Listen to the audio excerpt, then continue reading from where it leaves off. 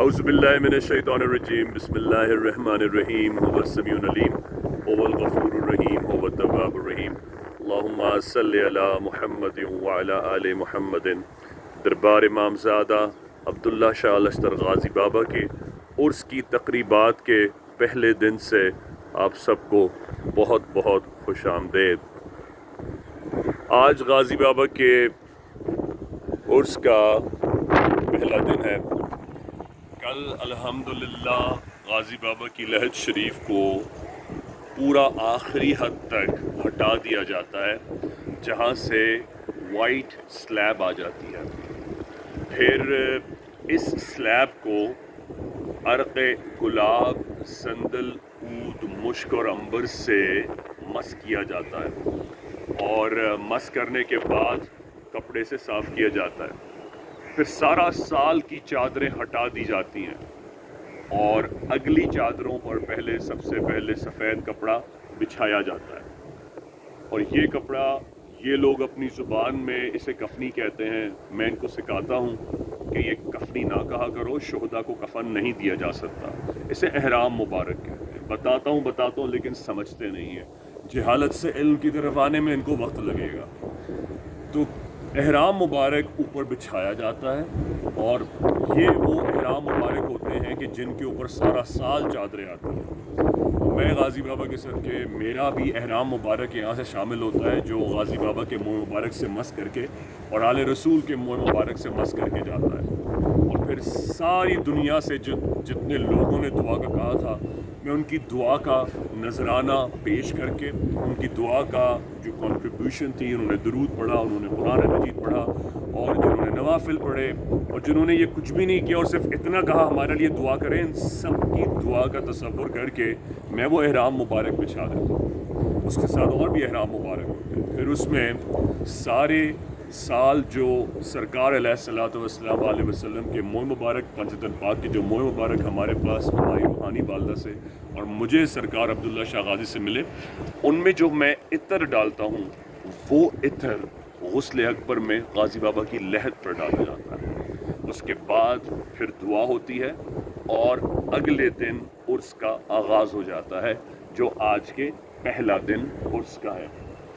عرس کے پہلے دن کی تقریبات کچھ اس طرح سے ہوتی ہیں کہ روایتی انداز میں جو کنونشنل سارے دنیا بھر کے درباروں میں ہوتا ہے کہ ملک گیر سے قوال حضرات آتے ہیں اور وہ قوالی پیش کرتے ہیں۔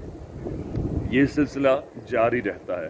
پھر اس سے زیادہ جو مرکزی نوعیت کی جو انٹرسٹ فیکٹر ہوتا ہے، وہ یہ ہوتا ہے کہ وہ لوگ جو کبھی سالوں دربار نہیں آتے، وہ بھی عرس کی تقریبات میں اپنی سستی کو ایک طرف رکھتے ہیں اور اپنے بیوی بچوں کو ساتھ لیتے ہیں، اور سرکار امامزادہ عبداللہ شاہ لشتر غازی بابا کے دربار کا رخ کرتے ہیں، اور وہ آ کر وہ حاضری پیش کرتے ہیں اور سارا سال کے لیے دعائیں کرتے ہیں۔ ویسے تو کراچی میں جتنے لوگ ہیں وہ ہفتے میں 2 3 بار سلام کرتے ہیں، لیکن میرے کہنے کا مقصد یہ ہے کہ سست اور کاہل سے کاہل ترین انسان بھی غازی بابا کے عرس کو مس نہیں کرتا۔ تو اصل عرس کا فیکٹر یہ ہوتا ہے۔ وجہ کہ عرس کی خصوصیت جشن کیا، اس کی وجہ یہ ہے کہ جب شہادت کا دن آتا ہے، جس طرح سرکار کے وصال کا دن ہے، سرکار کے ظہور کا دن ہے، اسی طرح آل رسول کے ظہور اور ان کی شہادت کے دن پر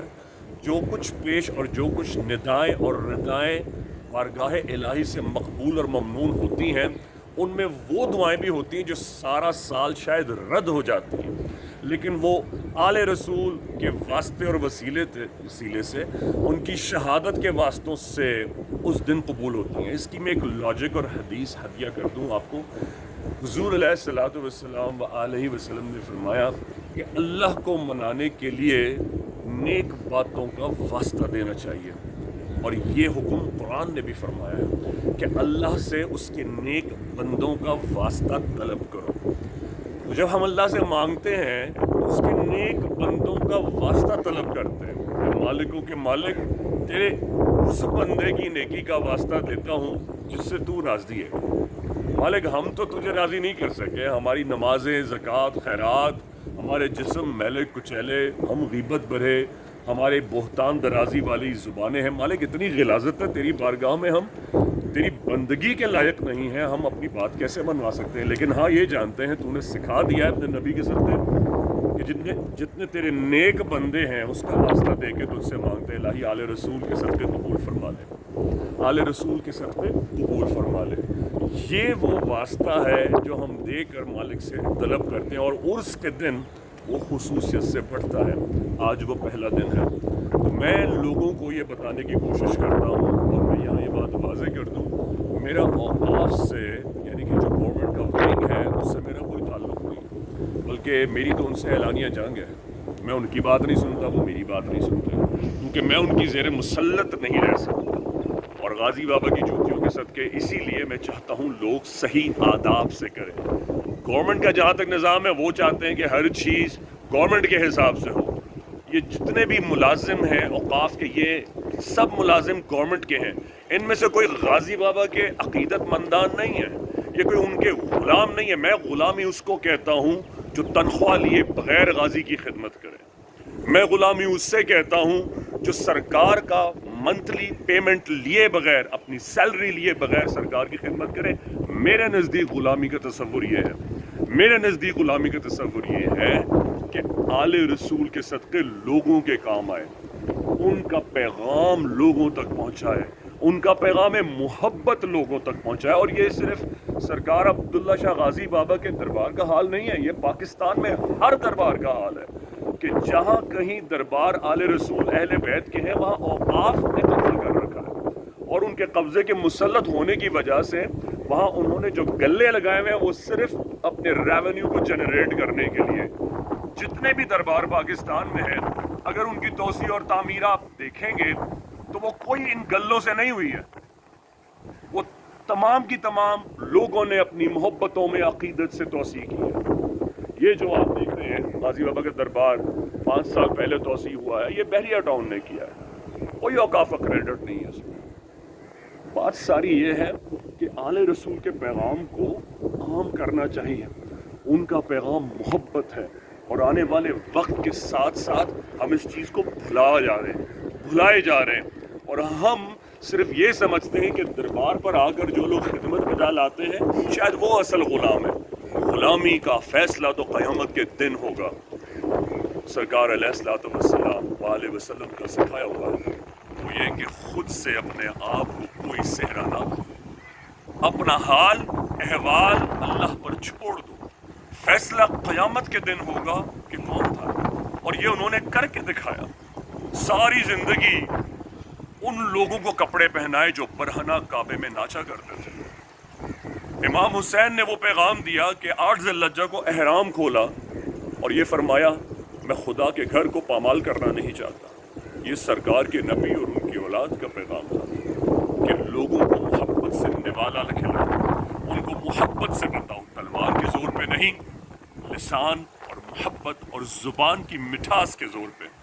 میں یہ پیغام تمام دنیا میں ان بہنوں بھائیوں بیٹیوں کو پہنچانا چاہتا ہوں کہ غازی بابا کا پیغام اور تمام اولیاء الزام اور اہل بیت کے پیغام محبت ہی ہے. ہرگز جب دربار کی آپ دنیا میں کسی خطے میں بھی حاضری کریں، ہرگز وہاں کے خدمت گزاروں سے انٹیمیڈیٹ ہونے کی ضرورت نہیں ہے. چاہے وہ پاکستان کا دربار عبداللہ شاہ غازی ہو، اجمیر شریف میں خواجہ معین الدین چشتی ہو، دہلی میں نظام الدین اولیاء ہو، اجودن شریف پاک پتن میں بابا فرید ہو، اسلام آباد میں پری امام سرکار ہو، راول پنڈی میں شاہ چند چراغ ہو، ملتان میں شمس تبریز ہو، حضرت شرف الدین مامبو سیری یا ابو علی شاہ قلندر پانی پت میں ہو، سیون میں لال شہباز قلندر ہو. ہرگز وہاں کے جو آکیپنٹس ہیں، وہاں جو قبضہ نشین ہیں، گدی نشین چھوڑیں، جو قبضہ نشین ہیں، ان سے کبھی بھی اسلام کو کیلکولیٹ نہ کریں، ہرگز نہیں. یہ آنے والی نسل کا امیج اسی لیے ڈسفگر ہو رہا ہے. لوگ اولیاء اللہ کے اصل اور آل رسول کے اصل امیج سے اسی لیے واقف نہیں ہیں. ان کا پیغام تو چاہت ہے، انہوں نے تو کبھی کسی کو یہ سمجھ کے گلے سے نہیں لگایا کہ یہ کہاں سے آیا ہے، یہ کہاں سے آیا. اگر وہ ایسا کرتے تو آج ہم مسلمان نہ ہوتے. اس پیغام کے ساتھ غازی بابا کے ہر عرس پر شرکت جب کریں تو اپنے ہاتھ سے تقسیم کچھ بھی کریں، سرکار کے قدموں میں پہنچ پہنچ کر سب سے پہلے اپنی ندامت کا توشہ پیش کریں، اپنی مجبوری کا توشہ پیش کریں، اور اس کے بعد عرض کریں سرکار جو پیغام آپ نے یہاں پہنچایا تھا اور اس آپ کے پیغام کے ثمر کی وجہ سے اللہ نے آج آپ کو عبداللہ شاہ غازی بنایا ہے، ہمیں اس دعا میں تھوڑی سی جگہ بخش دیں۔ کہتے ہیں نا مانگی جاتی ہے، مانگنے کا طریقہ اور سلیقہ آنا چاہیے۔ ان کی دعا میں جگہ مانگ لیں، آپ زندگی تو کیا بامراد ہر دعا میں جگہ حاصل کر لیں گے، اس پیغام کے ساتھ کہ اللہ ہمیں آل رسول کی، اولیاء اللہ کی، قلندر اللہ کی، ان کی محنتوں کی، ان کی کاوشوں کی اور ان کے پیغام کو آگے بچوں میں، نسلوں میں منتقل کرنے کی حرمت کے ساتھ اور بے خوفی کے ساتھ اور بغیر کسی ہچکچاہٹ کے ساتھ توفیق عطا فرمائیں۔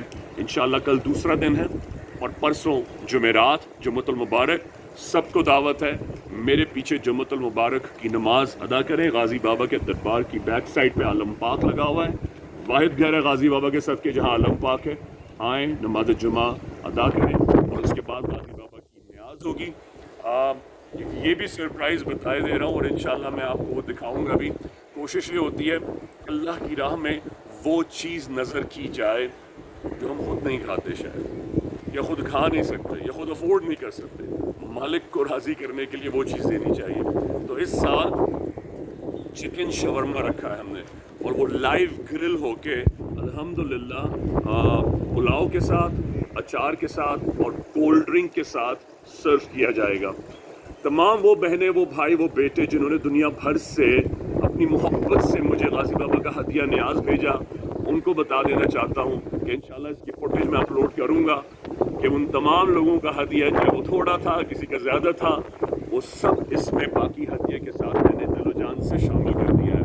اور انشاءاللہ جب وہ ان غریب کے، امیر کے، اہل ثروت کے تعلق تک میری ماں کی محفل سے آئے ہوئے کلام پاک سے، درود شریف سے، صلاۃ و سلام سے پڑھ کر پیش ہوگا تو غازی بابا کے عرس کے صدقے اللہ پاک کی دین، دنیا، ہر مشکل کو آسان فرما دے۔